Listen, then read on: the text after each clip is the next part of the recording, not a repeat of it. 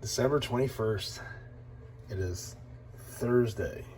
Some people might say, oh, it's 4 days away from Christmas. I don't see it that way. I see it as 4 days away from being that much less of a fat fuck.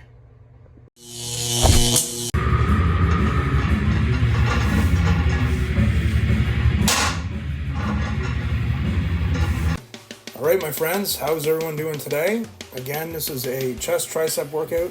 Weighted banded close grip bench. As you can see, I have the plates attached to the bar with bands. You can also use kettlebells for this. This is a great exercise I learned from Shane Sweat for stabilizers. So for someone like me who's had a lot of pec tears, this is really good. A lot of people who have had pec tears, this is really good at repairing pec tears, helping build up your stabilizers. And yeah. So this, I haven't done these in a while. This is a nice little variation.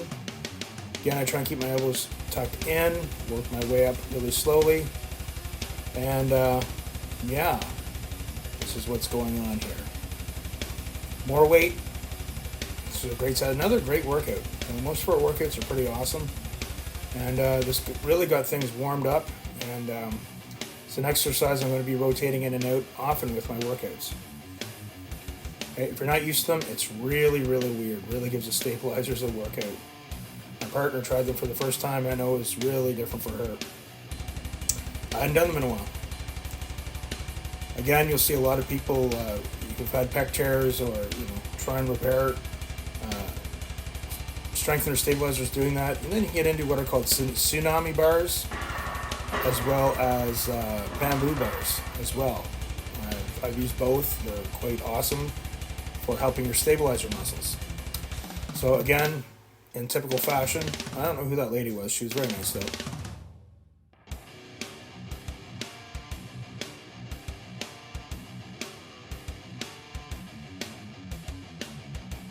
We start light, lots of sets, lots of reps, warming up. And this was really good. This was, even with a little weight, it's surprisingly tricky to do these. I was really working here. So, give them a whirl, especially if you've had some stabilizer issues. Again, used often for helping rehabilitate pec tears. So here I'm doing incline dumbbell presses with the bands. Instead of trying to lug up 150-pound dumbbells to do presses, use lighter dumbbells, but add different resistance of bands. That's what I'm doing here, and burning them out. And I'm using bands with more resistance each set.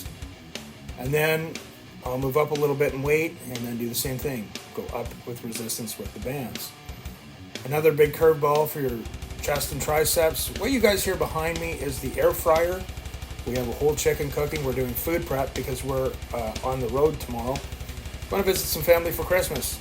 Always be prepared with your food, folks. Never leave your fate in someone else's hands, especially when it comes to food. Because a lot of friends and family, they don't get it. So you got to take care of yourself. Okay, moving up again in weight. And then just going to keep increasing the resistance of the bands per set. Just burning it out. And this was great. My pecs felt fantastic. I really felt pretty strong. I'm not going to be benching 500 again anytime soon, but feels good. Stabilizers feel very strong. Really getting a good burn here. So I often tell we have a little community gym, so when people come in and say, oh, the dumbbells only go up to 80s, yeah, try adding some resistance band presses to those, pal.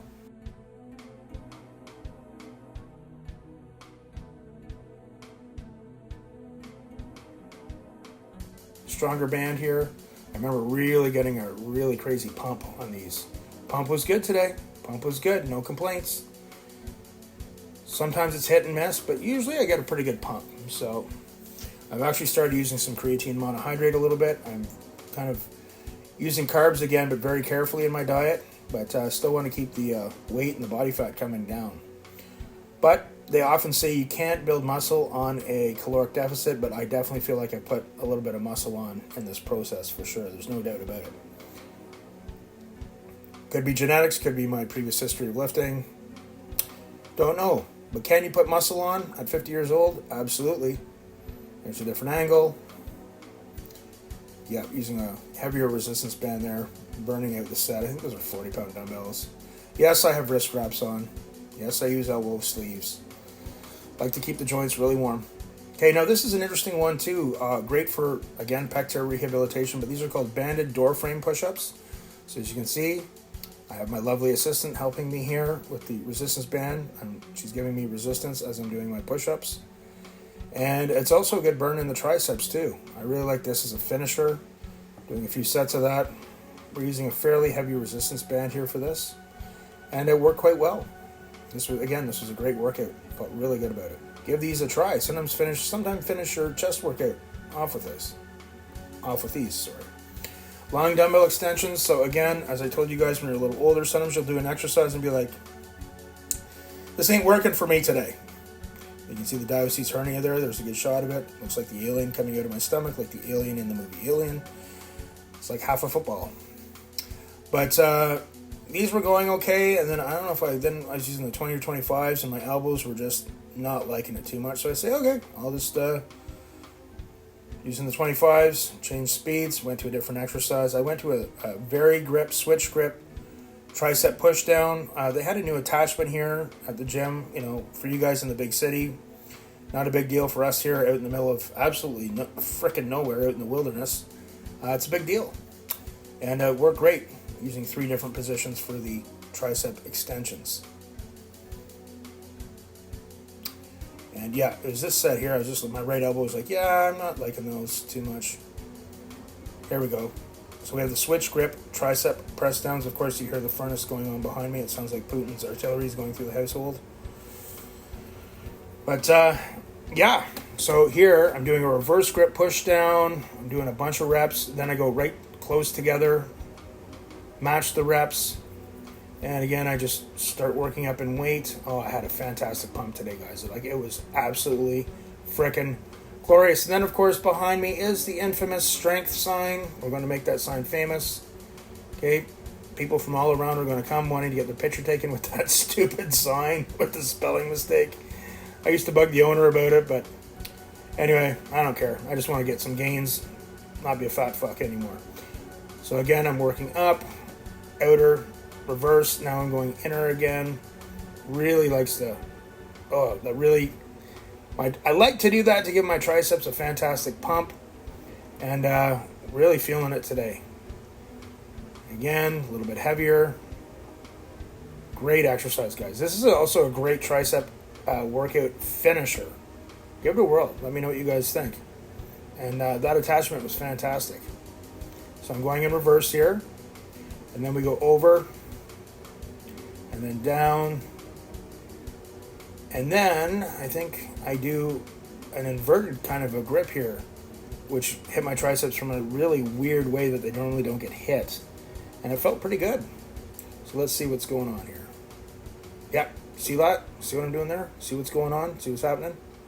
And man, did I ever have a frickin' tricep pump. It was glorious. Another cold one today, but no snowstorm, no rain. No crazy winds, so it's actually not that bad. Great chest and tricep workout. Getting my laps done here in the field. I got a busy day. We're heading away to meet family. I gotta get some video editing done. And I gotta get a lot of food prep done, man. I'm telling you, food is the ultimate drug. All these people and worry about who's taking what. You can say whatever the hell you want about Michael Hearn, but he's been around since the early 90s on the scene. He's pretty devoted to his diet. Have you been? I was fairly genetically gifted, but I wasn't. Made a lot of fucking stupid decisions as an adult. And here I am doing fucking laps in the snow. So even going out on the road, you gotta be prepared, man. Never, ever, ever leave your fate in someone else's hands. When it comes to food, don't do it. Be prepared. Get a cooler. Don't give a fuck about what people think at family functions. It's your body, your choices. A lot of people just won't get it. But if you're watching this, you either do get it or you're wanting to get it. Never, ever, ever put your fucking fate in someone else's hands when it comes to meals and food. Doing the work also includes your food prep and being prepared. You know, people ask about motivation. Let's talk a bit about motivation. Let's be fucking real. if you're sitting on the couch feeling like shit, not happy with how you look, take a hot shower. Get out of the shower. Wrap yourself up in a big warm towel. Stand in front of the mirror. Let the towel fall to the ground. Look in the mirror. You made those choices. No one else did. You made those choices. What the fuck are you going to do about it? Are you going to keep doing the things that are making you unhealthy and sick and putting on weight? Nothing good ever comes from that. You know, here in Canada, we have a very flawed healthcare system. I think the people who work in the healthcare system do their very best, and there's some amazing people working in it. But when you sit in the emergency room, look around. Do most of the people in there look like they take care of themselves? We like to bitch and complain. I think it was JFK who said, "That's not what your country can do for you, but what can you do for your country?" Can you imagine if we all made a bit more effort in taking care of ourselves with diet and exercise, what that would do for our healthcare system? But God forbid you bring that up. People don't like to think of their health as personal responsibility. They don't. It pisses people off. Hey man, it's my doctor's problem. Give me the easiest way. You have a partner? You have kids? Do you love your partner? Do you love your kids? Saying I love you is easy, isn't it? Huh? But you know what? If you're making yourself unhealthy and you're on the couch all the time complaining of not having energy, being tired, not feeling good, is that love? Not being able to do stuff with your kids? Are you putting more things on your partner? They have to pick up the slack because you're just fucking choosing to not take care of yourself? Is that love? Answer that fucking question. Think long and hard about it.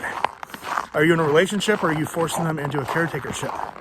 Believe me, I lost 2.5 years of my life being in a caretakership with someone who just chose to sit on the couch, feel sorry for themselves, have these bullshit horror stories of abuse. When you fact check on them, you're like, oh, this was all a lie. All my time, effort, cleaning up after this person, making them meals, running them out meals to their couch, helping them out with their kids. They sat on the fucking couch going, I'm struggling today. And then after the end of that, all I got was a big slap in the face and a fuck you and fucked financially. That kind of shit pisses me off, man. We have been given the gift of life. I am 50 fucking years old, and I'm going to be fucking damned if food will ever fucking control me again. I'm on the clock, man. I don't know how much fucking time I have left, but I can control the choices I make every fucking day from here on in. We have been given the gift of life. What choices are you going to make? How's that for fucking motivation, motherfuckers? This is my therapy.